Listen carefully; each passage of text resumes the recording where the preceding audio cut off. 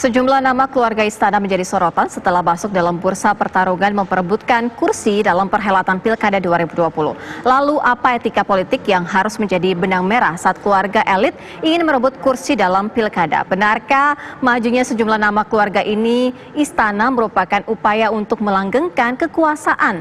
Laporan utama hadir dengan ulasannya berikut ini.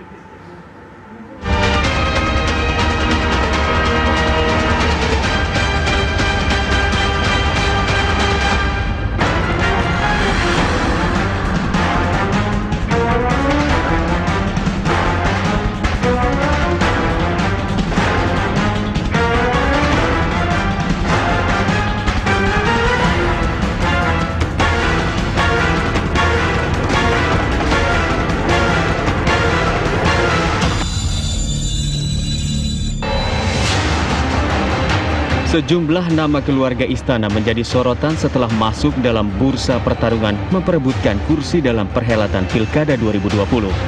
Adalah putra Presiden Jokowi Gibran Rakabuming Raka yang maju dalam pemilihan wali kota Solo dan menjadi putra pertama seorang presiden yang masih berkuasa maju dalam Pilkada.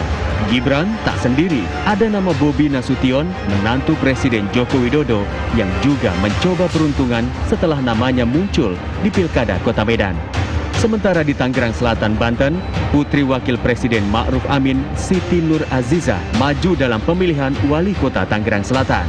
Selain tiga nama itu, ada pula keponakan Menteri Pertahanan Prabowo Subianto, anak Menteri Sekretaris Kabinet Pramono Anung, bahkan ada pula adik Menteri Pertanian Yassin Limpo dan adik Menteri Tenaga Kerja Ida Fauzia.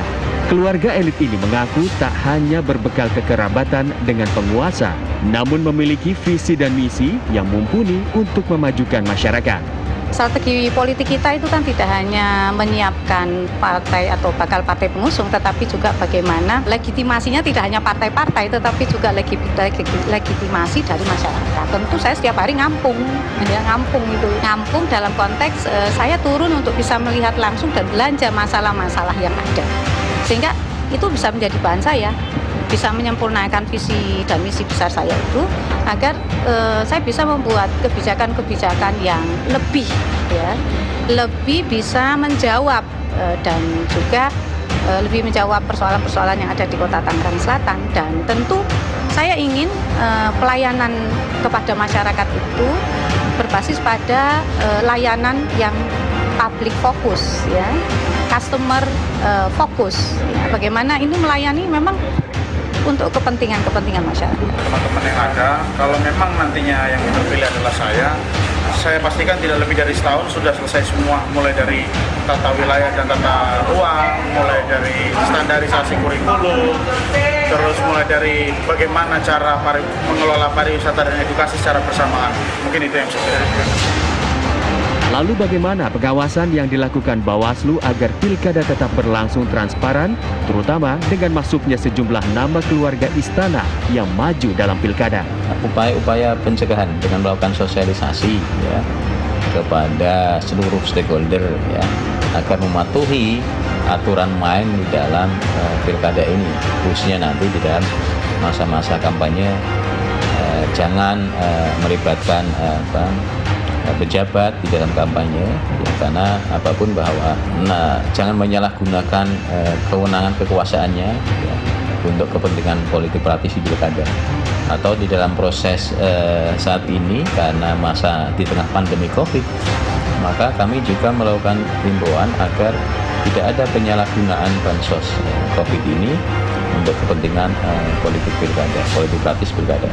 Misalnya potensi petahana ini kan orang yang punya akses ya kepada pemerintahan ya, kemudian pejabat juga punya akses kepada pemerintahan, akses informasi, akses kekuasaan dan sebagainya itu. Misalnya fasilitasi berupa fasilitasi fisik ya, untuk kegiatan kampanye atau fasilitasi yang non fisik, saya kira juga bisa terjadi. Itulah yang saya kira kalau itu menjadi kualifikasi sebagai sebuah perbuatan atau tindakan kebijakan yang menguntungkan atau merugikan, itu bisa kena sanksi pidana tadi.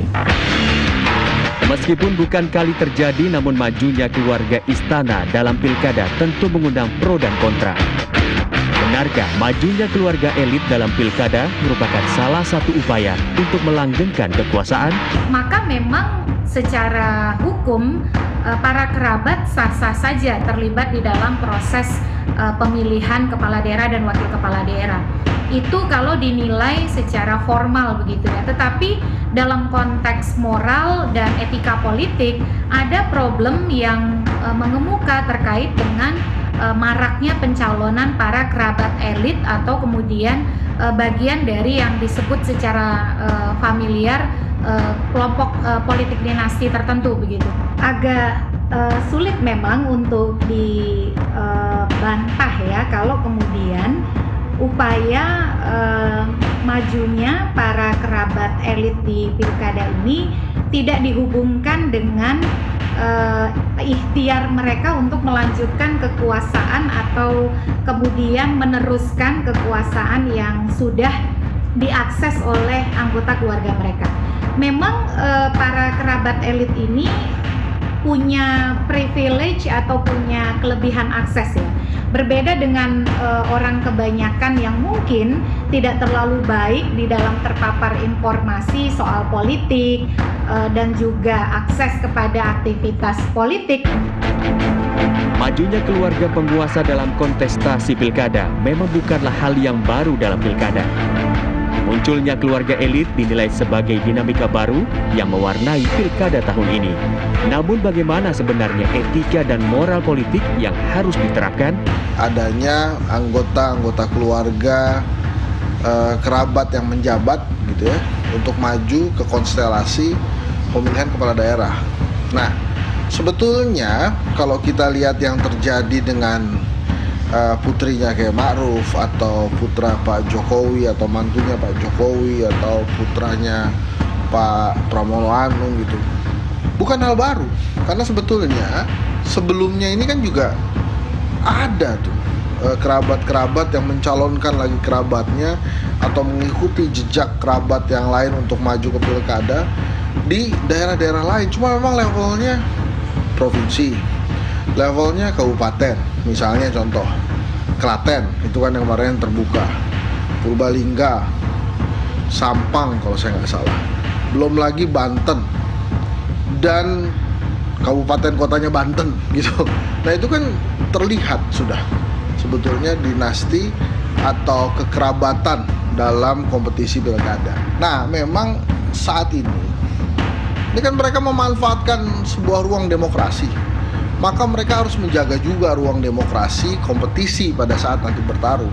Artinya apa? Harus memberikan kesempatan juga untuk demokrasi berkembang di daerah itu, tidak membatasi ruang gerak lawan misalnya, kemudian tidak membatasi aspirasi publik yang bertentangan dengan mereka. Nah, artinya kalau kesimpulannya adalah pada saat mereka memanfaatkan demokrasi, maka mereka harus melindungi demokrasi itu sendiri walaupun bisa membuat mereka kalah. Sanggup nggak tuh kerabat yang mau maju di konsultasi pilkada berlaku jurdil seperti itu, memberikan kesempatan yang sama?